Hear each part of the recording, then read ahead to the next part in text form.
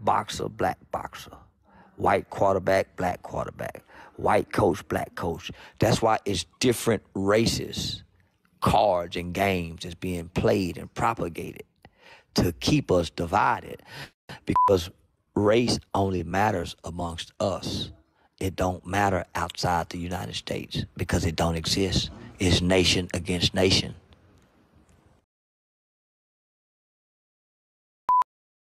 Mr. White. So with it. Can you hear me? I can hear you perfect. Already, man. What's up with it, fam? What's going on, man? First and foremost, I just want to let you know we are honored to have you on this interview today. Man, I started watching you about 2 years ago. I was one of those people who were caught up, who were still lost, who were worried about things like, is he snitching and all that type of stuff that was irrelevant.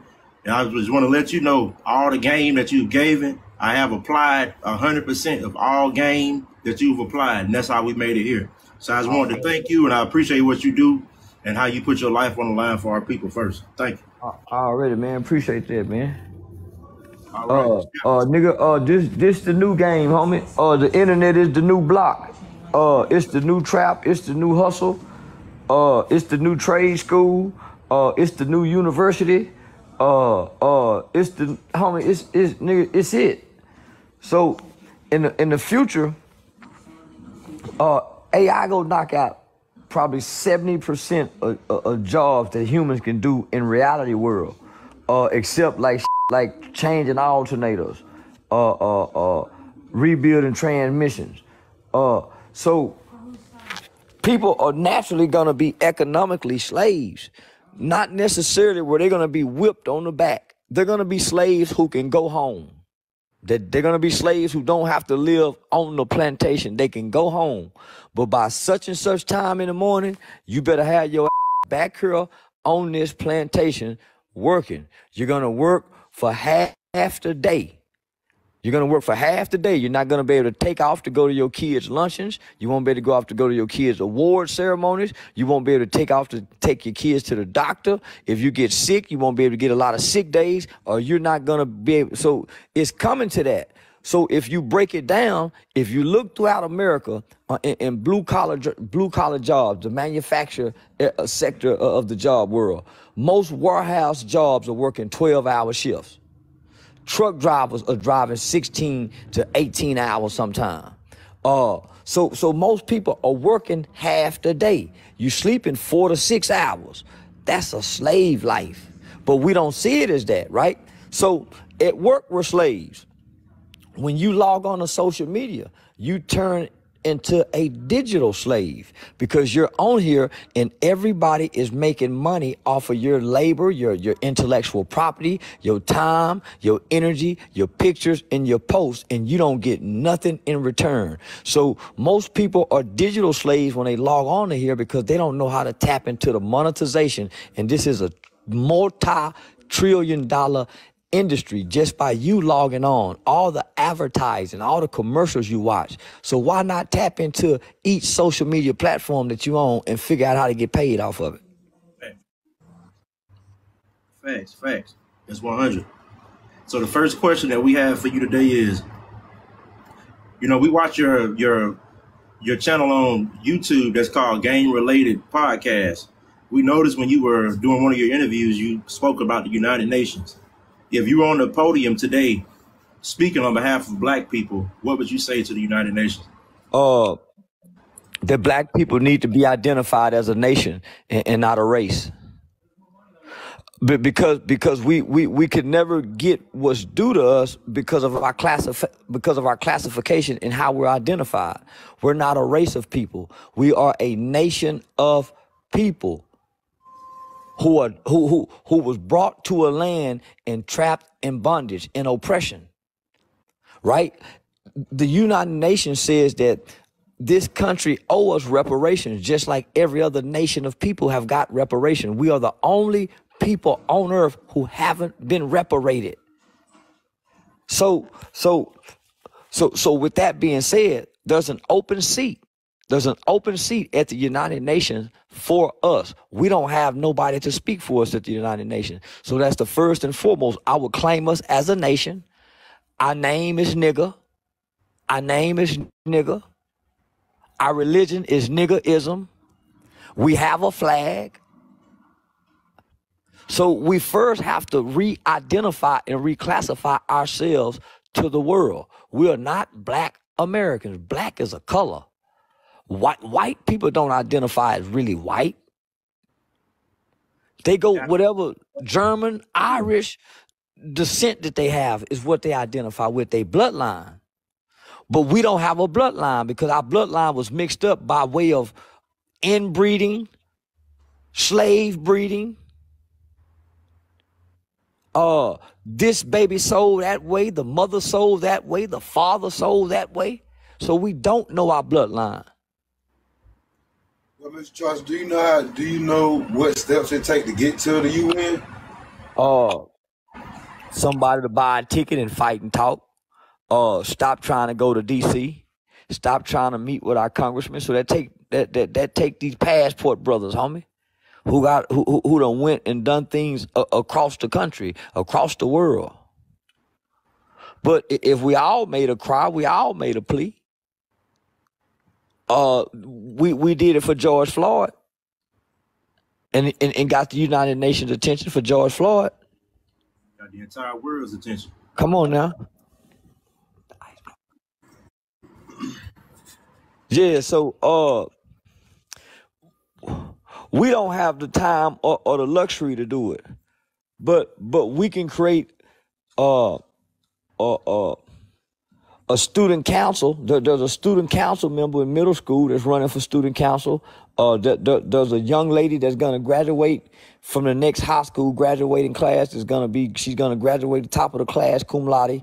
There's a young dynamic, young black dude that made it out the hood that's just now for the pass the bar exam, and he's gonna become a lawyer. Instead of him going to become a public defender, we supposed to be grabbing him and grooming him to go to the United Nations for it because he understands law and no law. The person who go to the United Nations have to understand law and know law. That's what Johnny Cochran died trying to do, homie. He was the one that was going to the United Nations, but he died on us. Right, Mr. Charles. All right, the next question I have. What do you feel like the state of black youth is today and where their minds are today? There's no hope. There's no hope. The state where they at is they're at destruction. Today's youth is the most self-destructive youth that the world has ever seen exist. The mind state is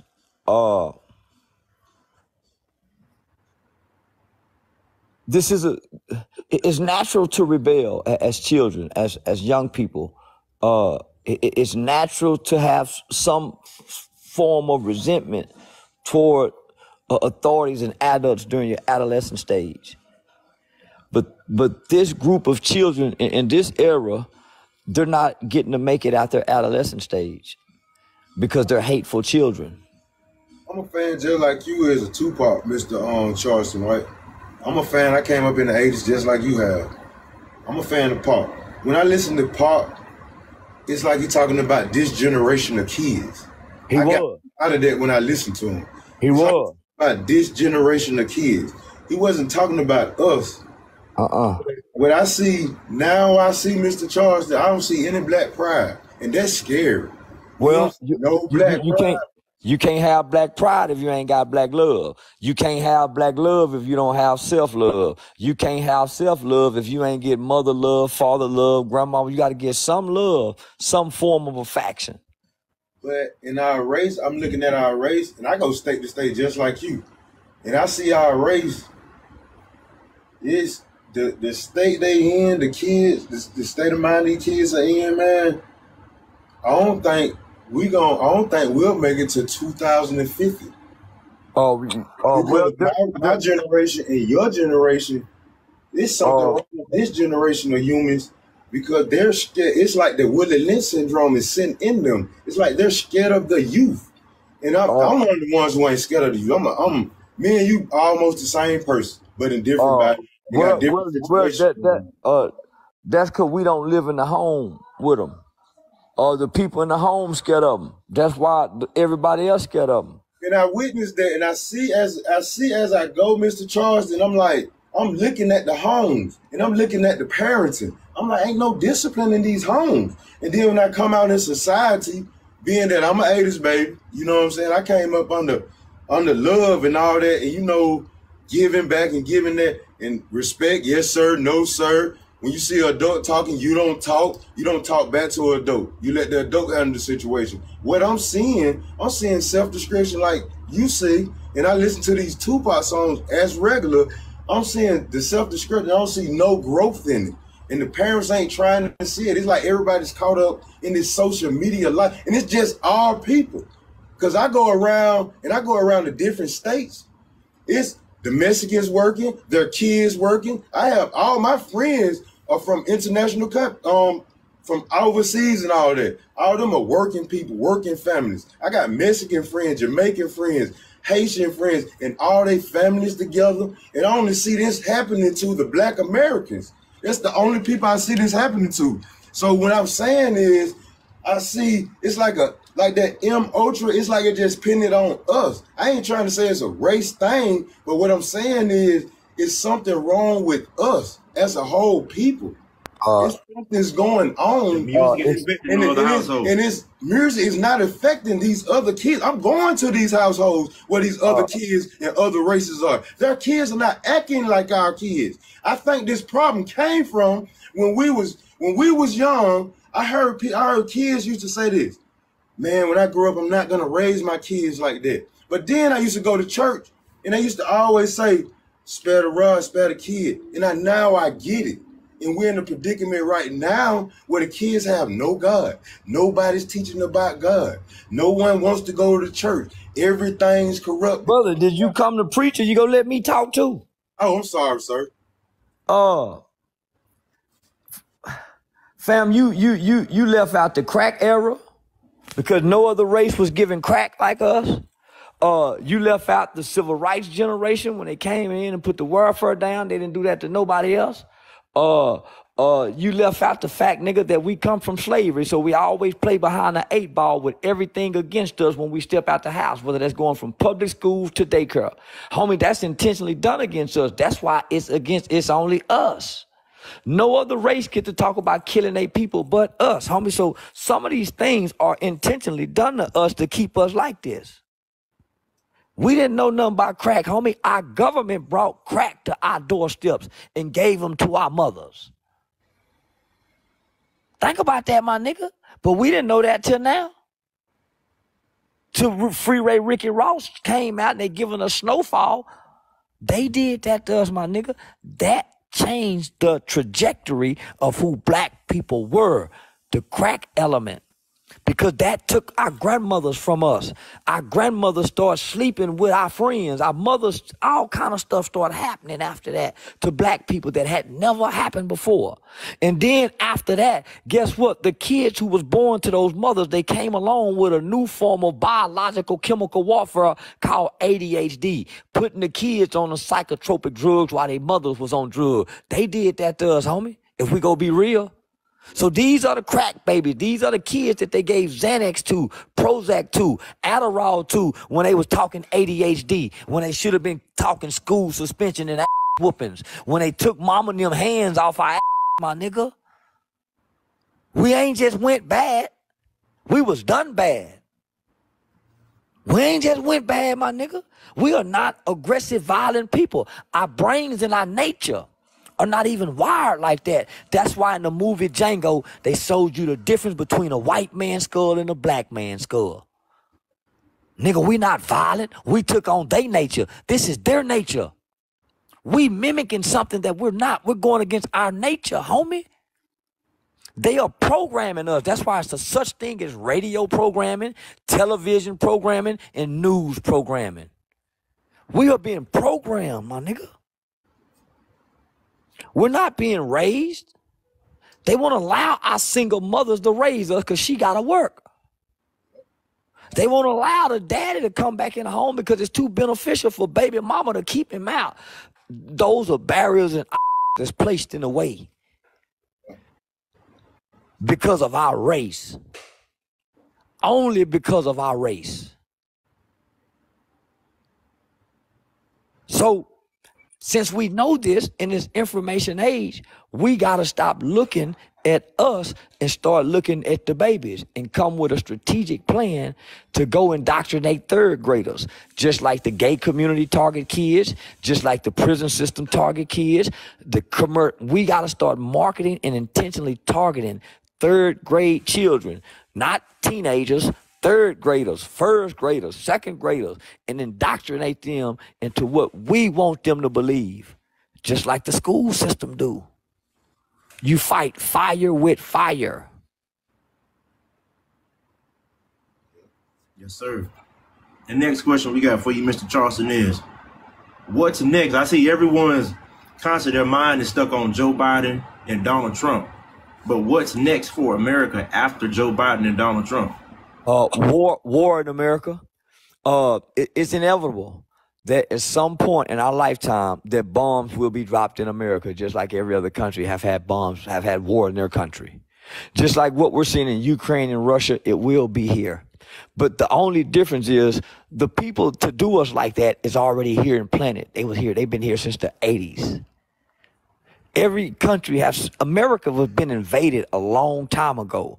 The world knows you can't beat America from attacking them from the outside, coming attacking them. You can't beat them. So they've been sending people over here to learn us. America has 99 different tongues in it. They brought their cultures. They brought their people. They got sleeper cells here. They got sleeper cells here. That's been waiting, and they've been living amongst us. They have assimilated. They know our culture. They know our highways. That's what's coming. Because we are no longer a superpower. We are a weakened superpower because we have been at war for over 200 years. United States of America have. We are weak. So only thing we got left to do is to push a nuke and destroy the world, and start a nuclear world war. That's our only major defense. But we was attacked with the coronavirus. That's what people fail to realize. The coronavirus was World War III. The next is World War IV. That weakened our military, that weakened our government, that brought men.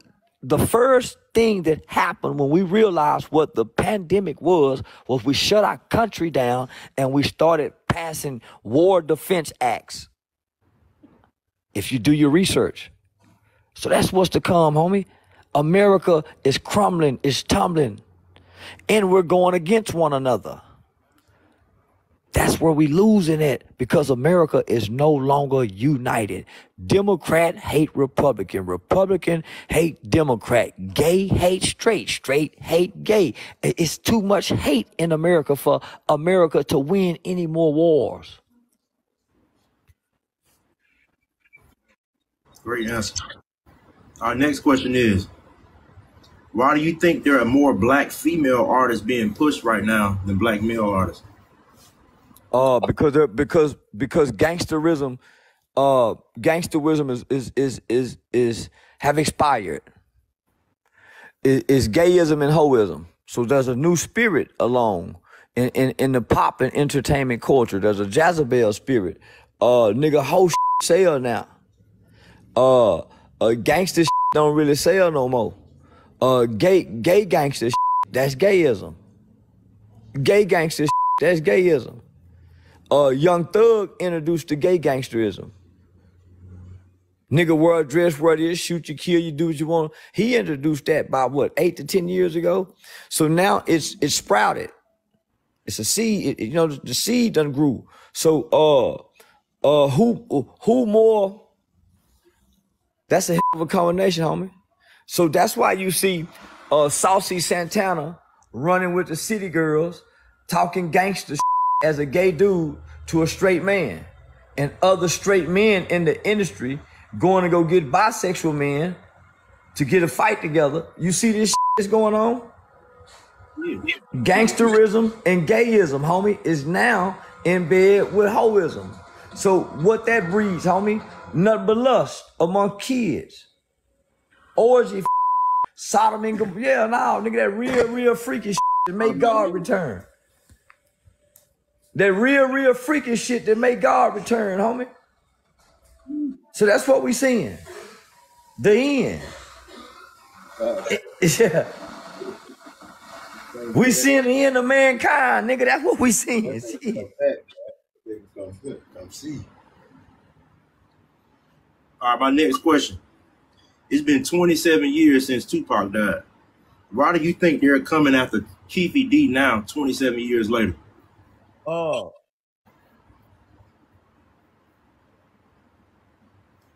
This all this information have been known. So nothing new has occurred.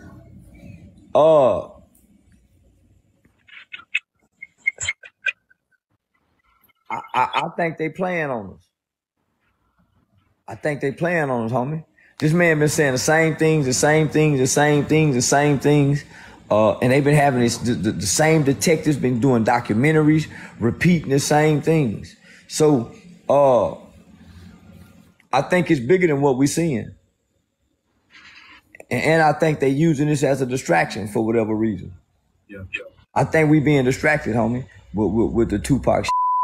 And I'm saying, so what? His mama dead. So what? They feel, man, on me, it shouldn't mean nothing to us at this point.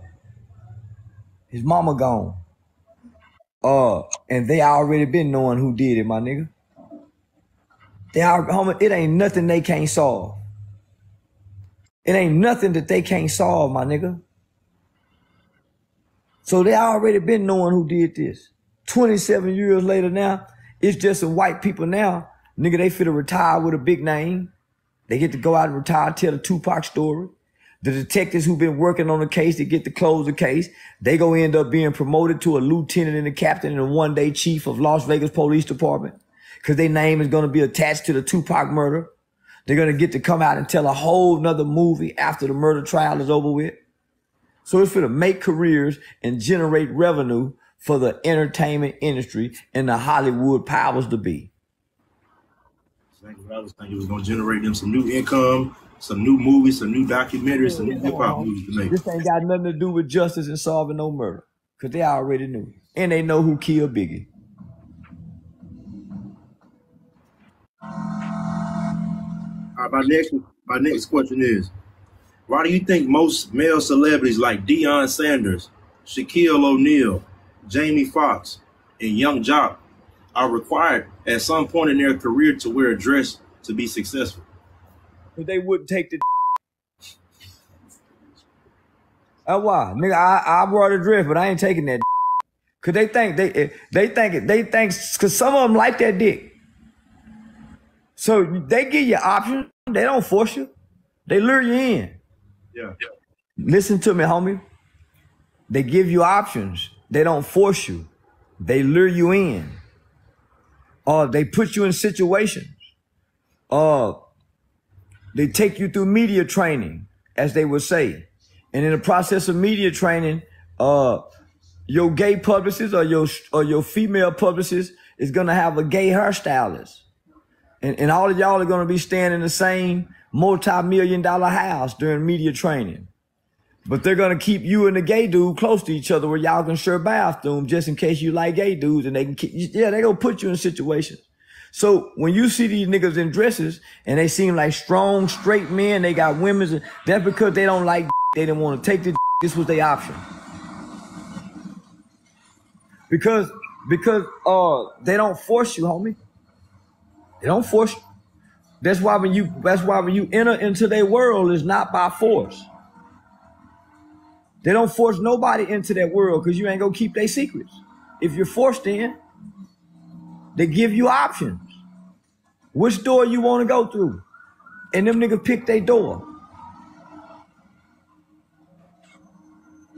You gotta pick your dough. You gotta pick your door. When you want to go through, when you want to get to the light, you gotta pick a door to go through. My next question is, and this is a very important question I think needs to be addressed in the black community. Why are black men failing to lead their households? We don't know how. We don't know how to love, and we don't know how to lead. You have to be trained up on to do that, homie. The homie said it earlier. He said, "Spur the rod, spoil the child." But it also gave some instruction to the parent, not just to whoop your ass. Nigga, it says train up a child in the way. Training, not raise. There's a difference between raising and training. We was raised. We wasn't trained. So even the Africans, when they got to 13, they went off in the jungle and had to go through the training with the village leaders. White kids go to Boy Scout, get some kind of boy training. Nigga go to football, get some type of training on how to lead, whether you get to flip the coin. Nigga, so military training. All men get training. What training we got, nigga? Other than mama whooping and correcting.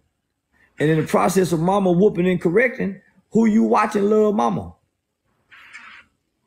So when you give it to the little girl done been raised to be strong, nigga, to be independent from you.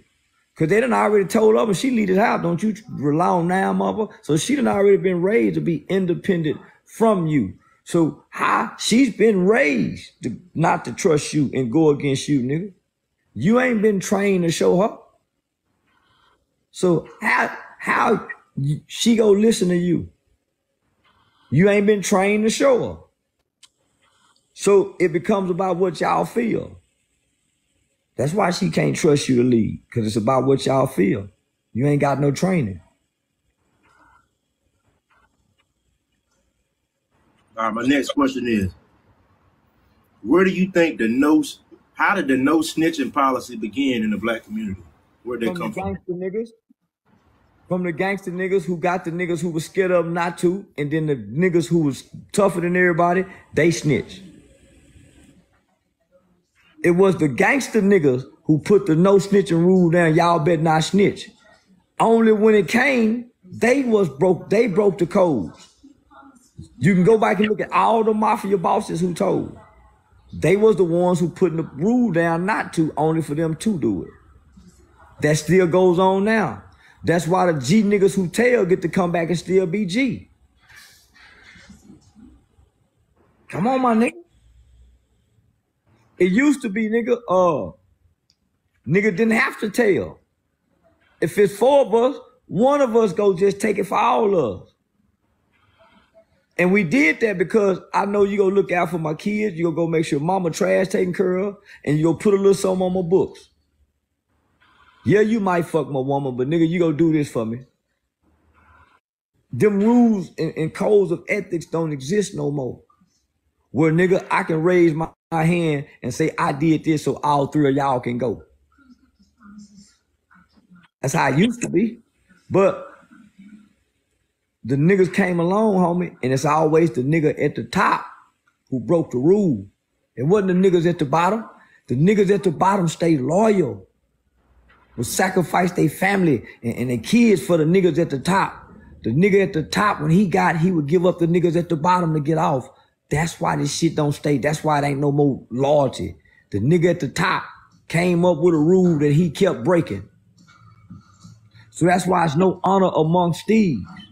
You would be loyal to this nigga, homie, that's got the homie, and he'll give you up. You his shooter. That's what John Gotti done to Sammy the Bull. That's why Sammy the Bull gave him up, nigga. They couldn't have got John Gotti without Sammy the Bull. But Sammy the killer. John wasn't the killer, Sammy was. So slavery, Jim Crow, heroin, gangs, crack, abortion, and no snitching, and gangster rap have been the most detrimental elements to black people's civilization in America. So go back and play this and take those things down, homie. The no snitching is in there with crack, Jim Crow, slavery, abortion. Yeah.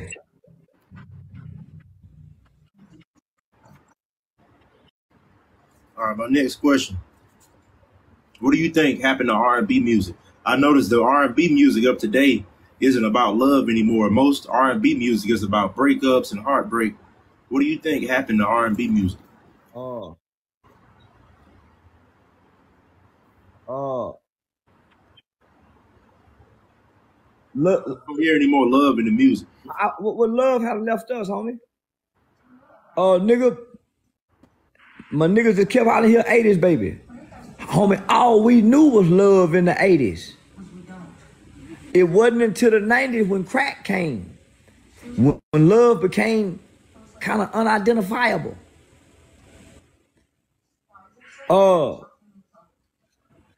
Homie, crack did something to the hearts of our people.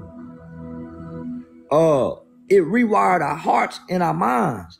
Homie, all we knew was love in the 80s, nigga. Nigga, we was in the 6th and 7th grade singing love songs.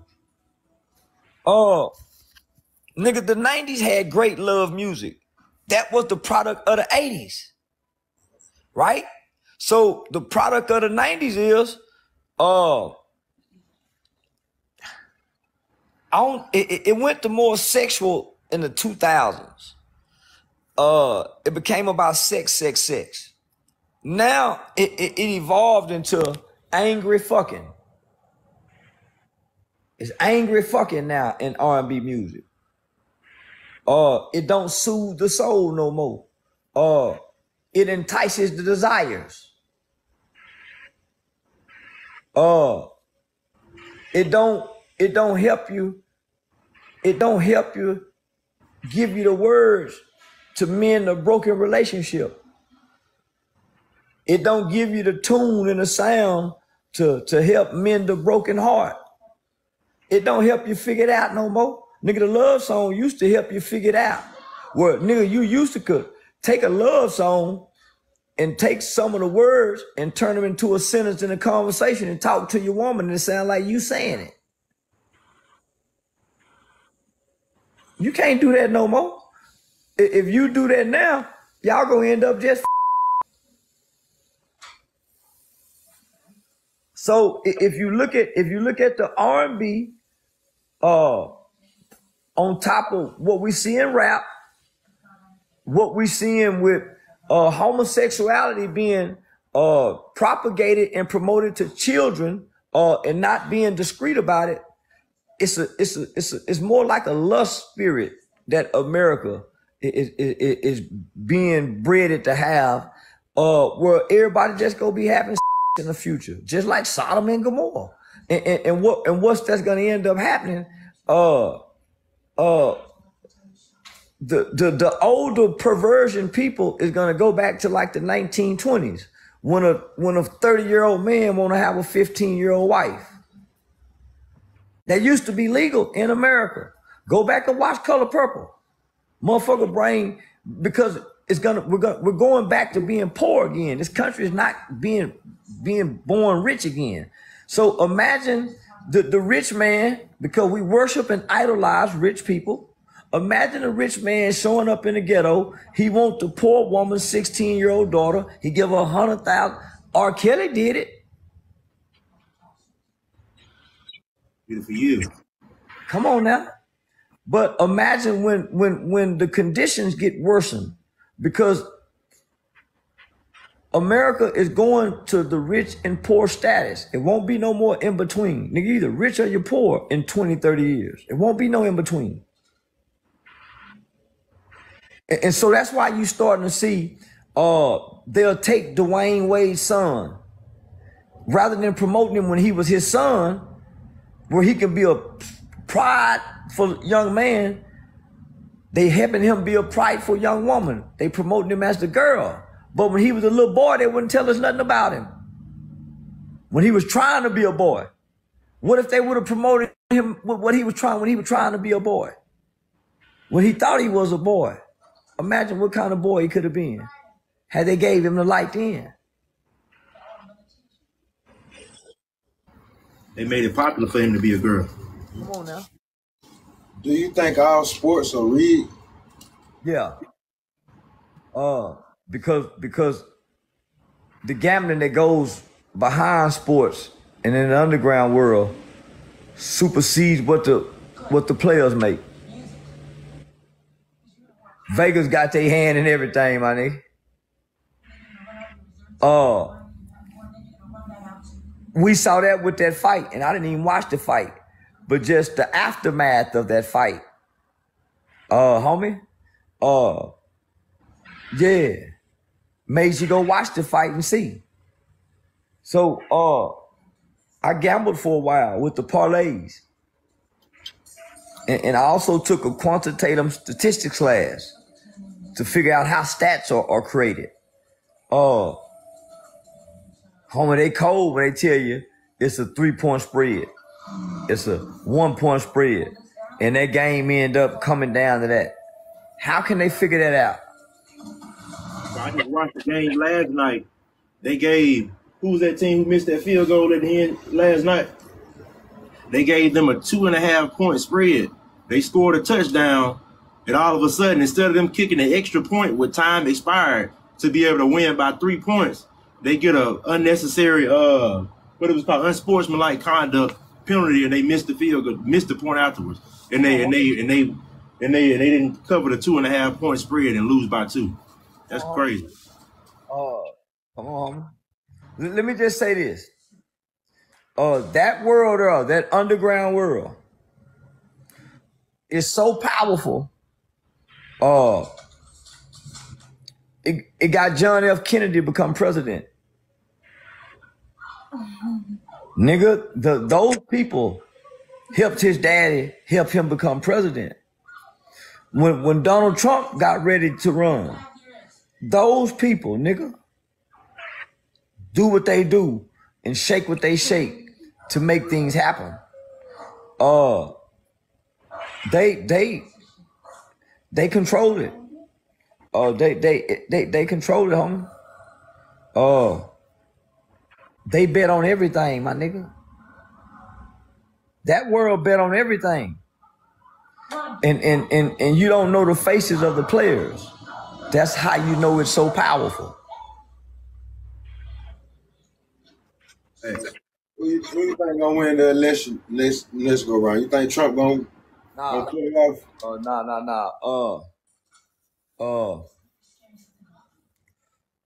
I would like for Condoleezza Rice to run. Condoleezza Rice is the best and purest thing we got left right now.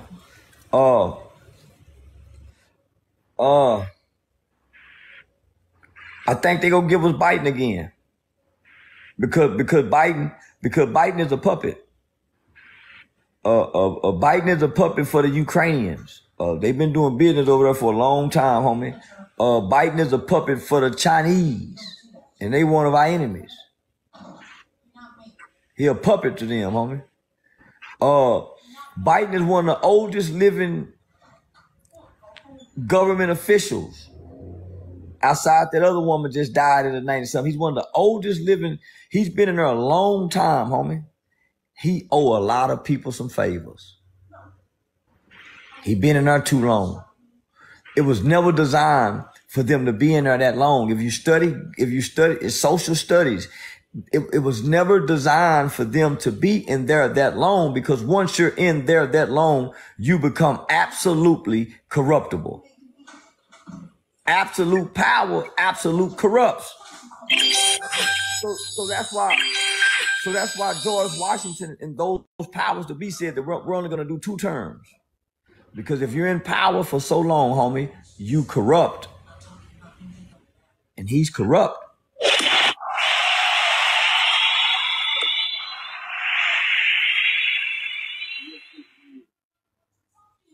Why do you think they're coming so hard after Donald Trump? I see they've never came this hard for an American president before to try to arrest him. Why do you think they're coming so hard after Donald Trump?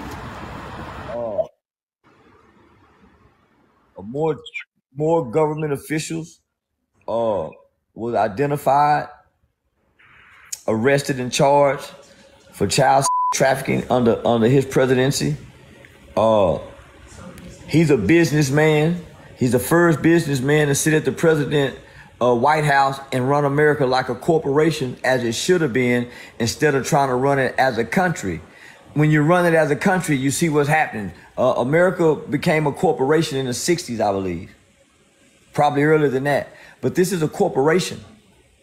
That's why you never hear them speak about the American citizen. You don't even hear that term anymore. The American citizen. You don't hear people say citizens' rights. Because once we became a corporation, this is not about racism. This is not about socialism. This is not about classism. This is driven by capitalism. This is a capitalist country now. So your rights don't mean too much, but you do have some rights. And what are those rights? Your consumer rights. You are no longer a American citizen. You are an American consumer once they pass the Consumer Reporting Crediting Act. That's why you hear the media refer to us as the American consumer. Well, we're identified as consumers now, homie, because this is a capitalist country. Capitalism.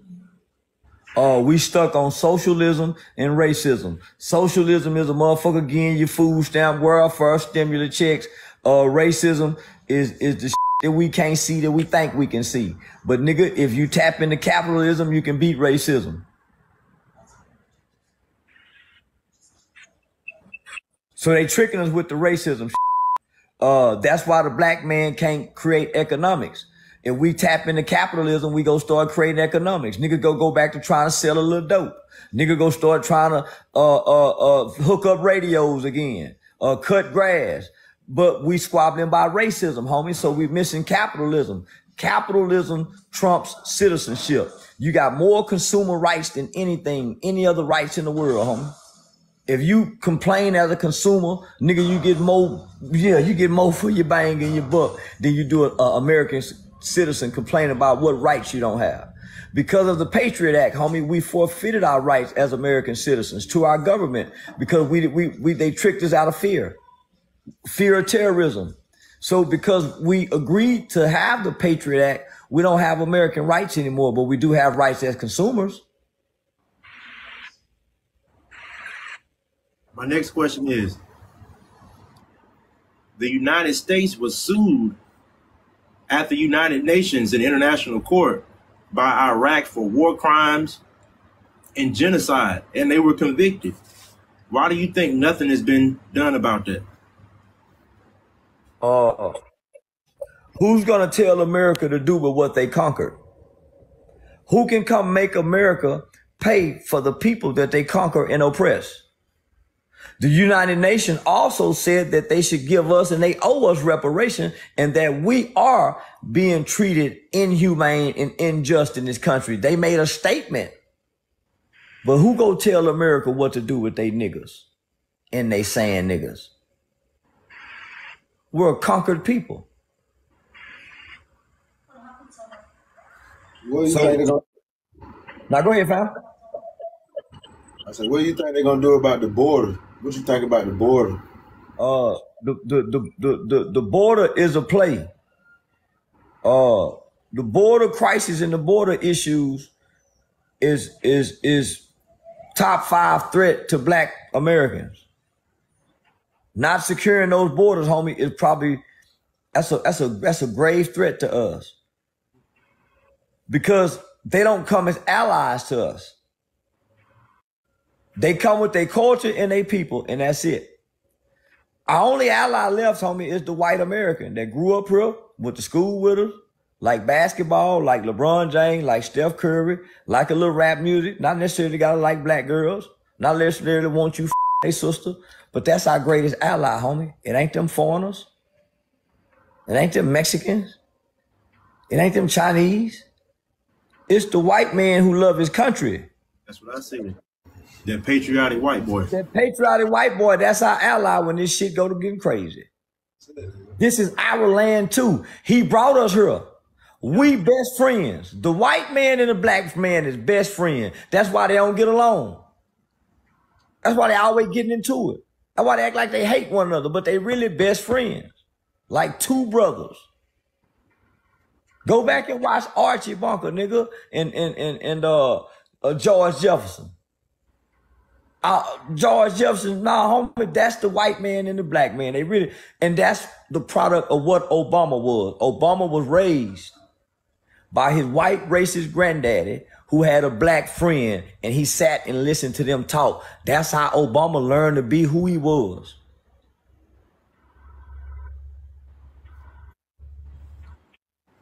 My next question is, what I've noticed in a lot of black families, once the grandmother passed away, once your older aunties and older aunt and uncles pass away, you rarely see black families get together anymore. I don't see any black family reunions.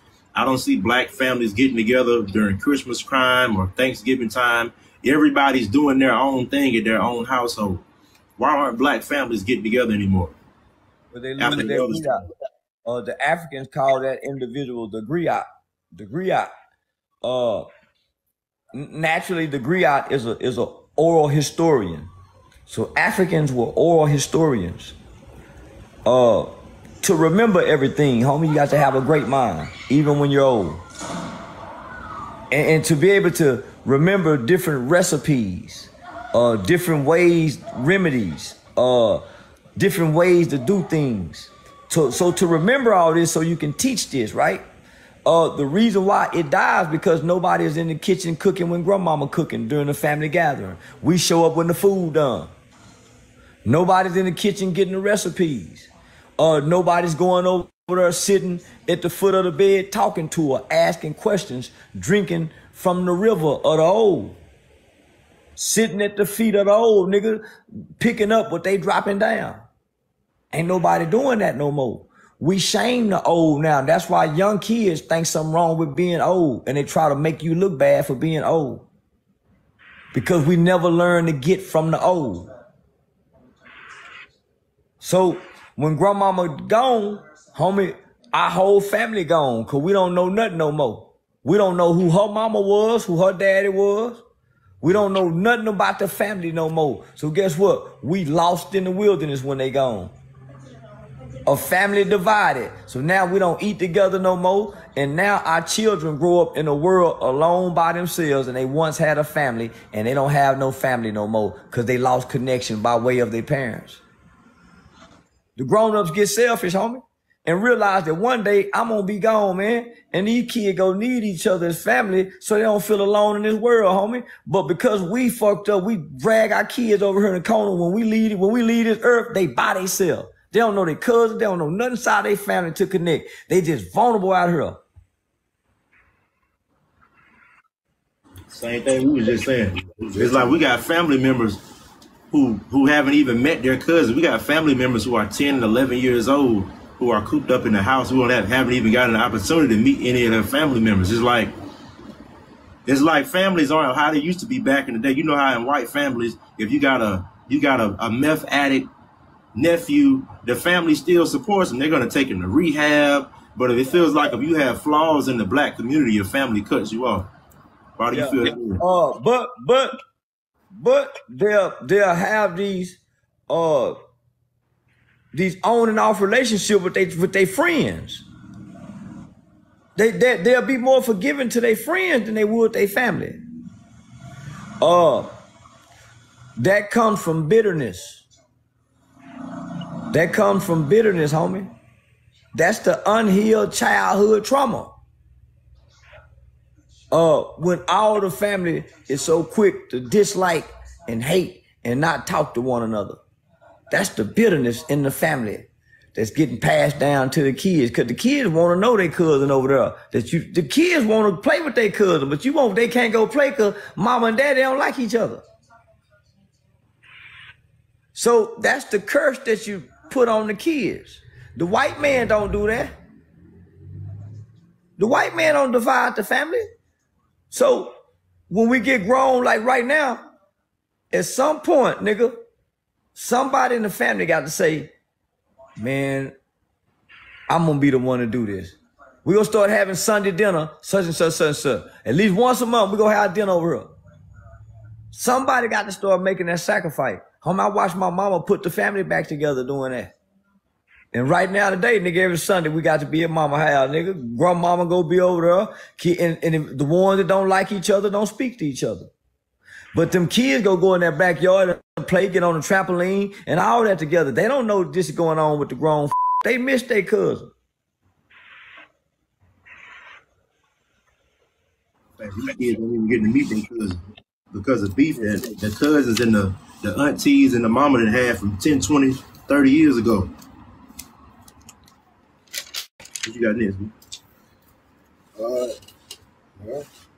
Yeah, I can't. Where this podcast go be at, my nigga? I like this podcast. Y'all got some straight up legitimate questions too, man. I like this. Yeah, for sure. For say we've been taking notes. I'm telling you, everything that you say, we're not some of those people who just listening.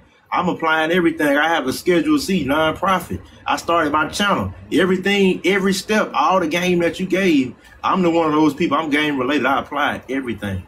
My TikTok channel is monetized. I got products. I'm selling on TikTok. Soaps, shea butters.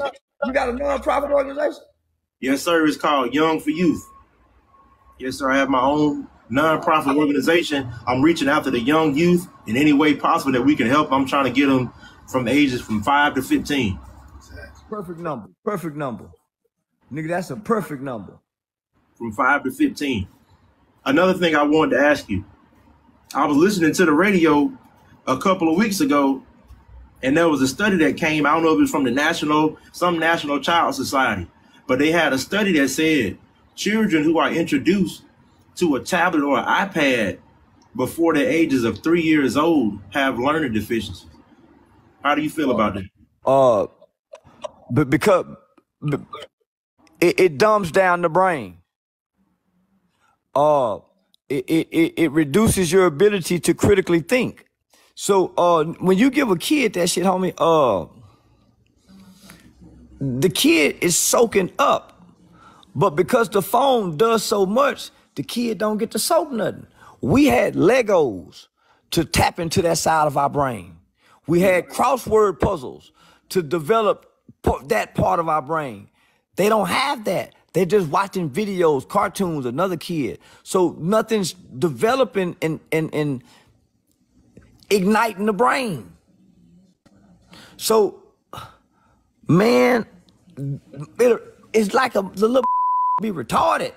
Yeah. Be like I understand like that, man. Yeah, because for one, homie, the engagement of humans is the critical part of brain development. Homie, being able to play with other kids, going outside, getting nature. When you get that motherfucker that phone at 1 year old, homie, nature don't exist to him no more. Going outside is not thrilling and appealing. And it's almost like it's a drug. They become addicted to the thrills that phone create. So what that phone does is all it does is taps into the dopamine side of the brain. It's like having like this little dopamine is just kicked off like, so man, they be retarded. Yeah, I can see it. I've been working with kids for too long. So part of one of my examples that I talk about is soon as a child begins to understand life, right from wrong, stop that, don't do that, and starts getting on the parents' nerves, the phone becomes the new pacifier. When that motherfucker cries somewhere, they get that motherfucker the phone, he quit crying. He cry for man, listen, the baby be eating looking at the phone. The baby be getting bathed and eating at the phone. Baby be getting breastfed looking at the phone. You know, when I was little, when I was like in the 80s, when I was little, my grandma raising up. When she know we were comprehending, she'll make up hit something in the track and she'll be like, take that to the track can. What? You can do that, you can comprehend the sheep, and it's over with from now. You finna get sprung. Yeah. If you can say boo-boo, pee-pee, you can learn how to go pee. That's right. If you come tell me that you in this pamper, you got good, this is your you learning. You can be directed and instructed now. But you handicap them when you continue to let them pee. Yeah.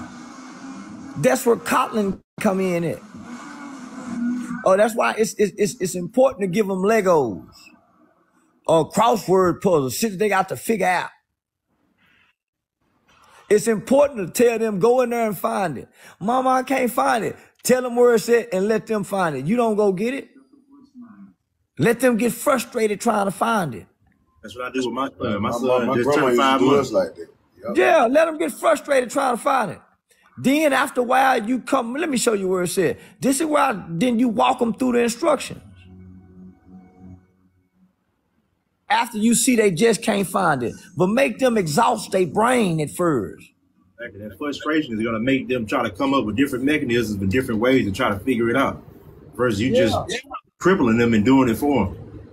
Yeah. What do you think about when they say lightning hit Hawaii? Did you think that was lightning? No. With the wildfire. No, that's the game they put down when the California burn up every year. That's about land control, seizing land and taking land. I know I haven't seen not one interview from a resident who was in Hawaii. I haven't seen not one interview or anything from any resident who displaced. Yeah, that's about seizing land, taking land, acquiring land, and rebuilding land for development. Those are development phases that they go through to force people to buy land, and all type of things. Can y'all hear me? Yeah, I hear you perfect. Yeah, we hear you. But now, homie, everything that the media shows us now should be questioned severely and entirely.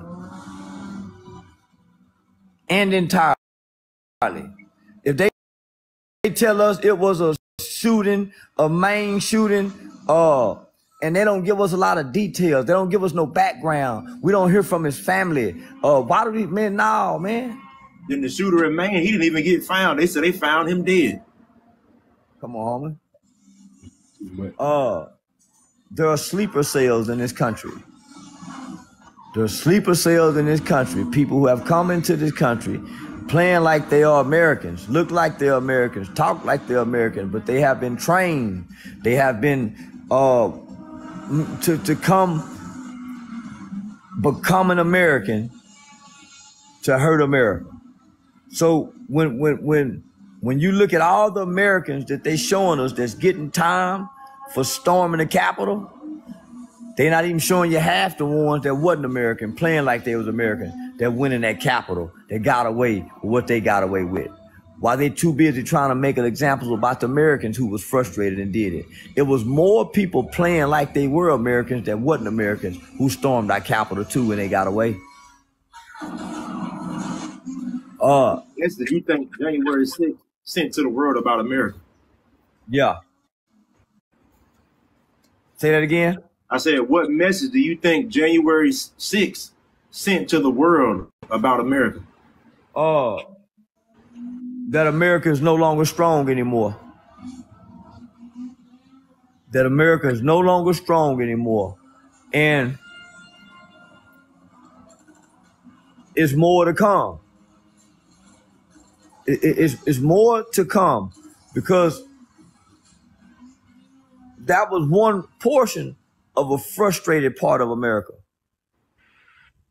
That was just one portion of one part of a frustrated group of America. No, I can do what you can try. So imagine, I just wanted to pause to let people think about that before I say this.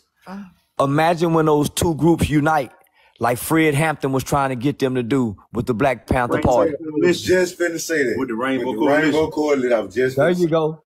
When Fred Hampton was trying to get that, what's gonna happen when America decides to do that?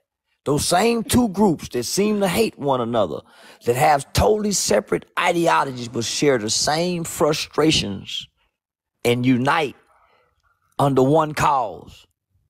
That's why so many police shooters keep us divided. There you go.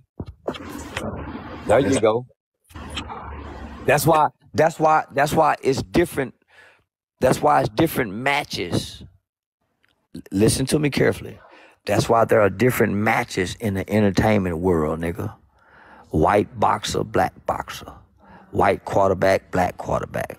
White coach, black coach. That's why it's different races cards and games that's being played and propagated to keep us divided, because race only matters amongst us. It don't matter outside the United States because it don't exist. It's nation against nation. Thanks. Facts. Big facts. Well, Mr. Charleston White, I don't know if we hit our 30 minutes yet, but I know we have touched on a lot. I really appreciate you, man, for coming out for this interview. This is 22,000 likes, my guy. We got 22,000 likes. I'm looking at, my guy. So yeah. I really appreciate that. These are a lot of things that needed to be addressed in our community among